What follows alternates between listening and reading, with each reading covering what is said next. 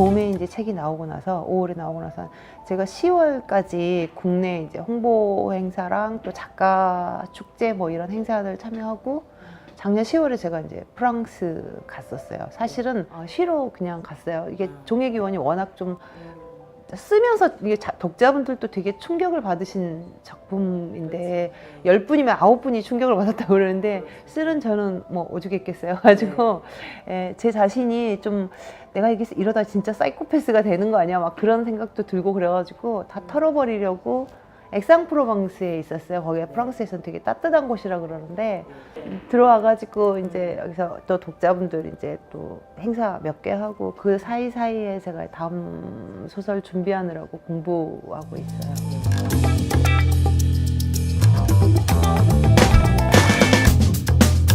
28을 쓰기 전에 2011년도에 구제역이 돌았어요. 그래서 소하고 돼지를 생매장을 했어요. 말하자면 그거를 죽일 뭐 어떤 여력도 없을 정도로 수백만 마리를 생으로 살아있는 애들을 묻었거든요. 근데 저는 이제 그때만 해도 이거는 좀 아닌 거 아니야? 이 정도로 넘어갔었어요. 뉴스를 보면서. 근데 어느 날 새벽에 그 돼지들을 생매장하는 그 현장에 어떤 동물 이제 보호단체 운동하시는 분이 거기를 가셔가지고 그걸 비디오로 찍으신 거예요. 그 돼지들 마지막 생매장 당하는 그 장면을 그걸 찍으면서 막 거의 통곡을 하다시피 하면서 그걸 찍으시더라고요. 그러니까 돼지를 이렇게 구덩이를 파고 비닐로 이렇게 해놓은데 산 돼지들을 막 다 넣어놓으니까 막 서로 막 살겠다고 올라오고 이런 비디오였는데 그걸 보고 막 본인도 그렇게 찍으시면서 울더라고요. 그래서 저도 굉장히 많이 울었어요. 그걸 보면서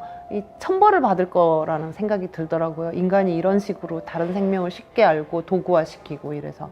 그래서 그날 저녁에 만약에 이 생매장 시킨 얘네들이 돼지나 소가 아니고 인수공통 전염병이 구제역이 아니고 정말 치명적인 병이라면, 그러니까 인간과 어떤 개라든가 고양이라든가 이런 애들을 같이 인간과 사는 그 사이에서 도는 굉장히 치명적인 전염병이 된다면 인간은 개나 고양이도 갖다 버릴 것인가 이런 의문이 떠올랐어요.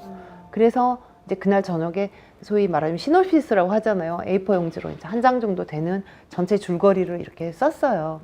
그리고 나서 이걸 쓰려고 보니까 이제 제가 물론 간호대학 출신이고 이제 그쪽에서 어느 정도 알고 있지만은 저는 전염병 분야에서 근무를 한 게 아니기 때문에 꽤 긴 시간 공부가 좀 필요했어요. 전염병 바이러스라든가 또 그리고 이제 수의학과 교수님들도 또 많이 찾아가 뵙고 그러면서 이제 한 6개월 준비를 한 다음에 이걸 쓰게 된 거죠.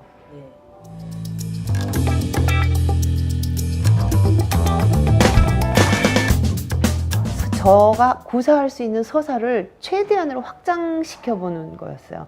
근데 이제 서사를 확장을 시키려면 1인칭 소설로는 조금 부족해요. 1인칭 소설로는 그 스케일을 감당할 수가 없고 또 사각지대가 존재하거든요. 시각이 미치지 않는 곳이. 근데 또 이거를 전지적 작가 시점으로 하면은 이 소설에서 이게 주인공이나 화자의 심리가 생생하게 살아나질 않아요. 그 핍진성이. 그래서 1인칭 시점도 아니고 전지적 작가 시점도 아닌 3인칭 근거리 다중화자를 내세운 거예요.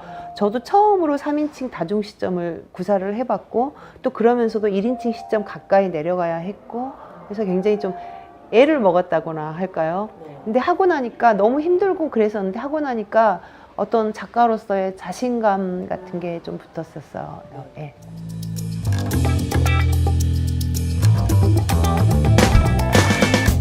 그 인간에게는 두 가지 면이 공존한다고 저는 생각해요.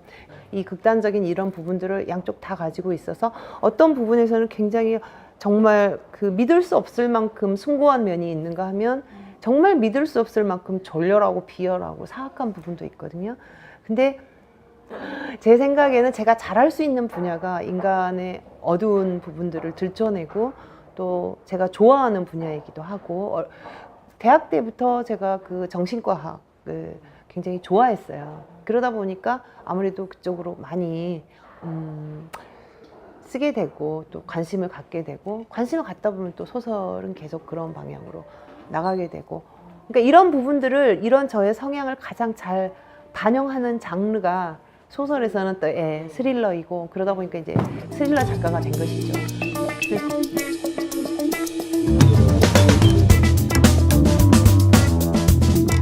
생각할지 모르지만 저는 소설가 입장에서 두 가지가 있다고 생각해요. 하나는 생각을 하게 하는 소설이 있어요. 또 하나는 경험을 하게 하는 소설이 있거든요.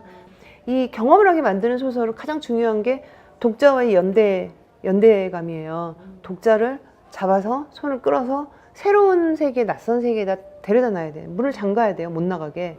그러고 막 끌고 가야 되는 거거든요. 끝장까지 가서 끝장을 본 다음에 그 다음에 독자들이 여기에 대해서 차근차근 생각을 해보게 하는, 독자를 어쨌든 나는 마지막 순간까지 끌고 와서 거기에다 내가 숨겨놓은 내가 세상을 향해서 하고 싶은 이야기들, 나는 세상을, 사람을, 삶을 이렇게 바라본다. 당신은 어떻게 보세요? 라고 물어보는 그게 마지막에 들어있잖아요. 아, 나도 내 소설을 보면 독자들이 보다가 뒤를 이렇게 돌아보고 누가 이렇게 나 만지는 것 같아가지고 좀 험짓하고 이렇게 만들고 싶다는 그런 욕망도 더 강해지고, 그러다 보니까 그 스릴러 장르가 가장 제게 잘 맞는 그런 거라고 보여지고 또 그런 소설도 많이 읽게 되고, 그런 것 같아요.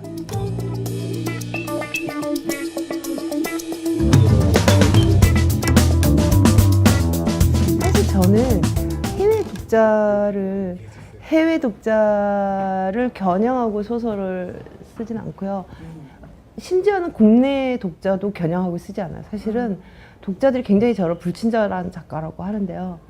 전혀 독자의 비율을 맞추지 않는 작가에 속하고요. 대신에 저는 독자를 즐겁게 해드리기 위해서 최선을 다해요.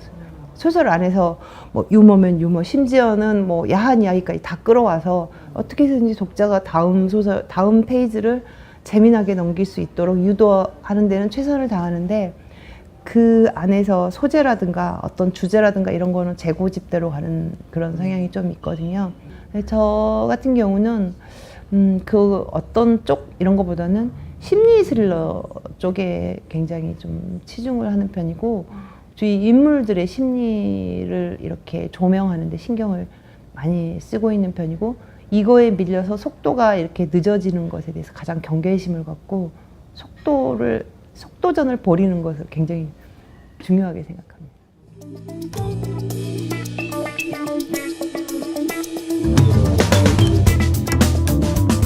다음 소설은 일단 조금 변화가 있을 거라고 봐요. 제가 이제 등단 10년이 됐고 소설을 5권을 발표를 했는데요. 6번째 소설은 일단 뭐가 다르냐면, 가장 간단한 이야기를 하자면 여자 주인공이 주인공일 것 같아요. 처음이에요. 여자 주인공이 나오는 것은 처음이고요. 대폭적으로 판타지적인 요소를 장르를 끌어오지 않을까. 그러니까 하나의 요소가 아니라 어떤 장르를 끌어오지 않을까 싶고요. 여전히 뭐 제 소설은 제 소설이기 때문에 스릴러적인 형식을 가지고 있겠지만 28처럼 그 재난에 가까운 소설이 되지 않을까. 저는 이제 그보다는 인간의 가장 근본적인 삶의 어떤 이야기들을 좀 담고 싶어요. 그래서 저 자신이 또 삶에서 굴곡이 많았고, 그래서 인간이 누구나 다 어떤 삶에 대한 비애를 가지고 있고, 그래서 그런 이야기들, 그러니까 소위 드라마 쪽에 속하는 그런 이야기들을 많이 쓰고 싶고요. 제 소망은 늘 그랬듯이, 선생님도 아시지만 일정한 간격으로 일정한 수준의 어떤 소설을 꾸준히 내는 게, 그러니까 죽을 때까지 낼 수 있었으면 하는 게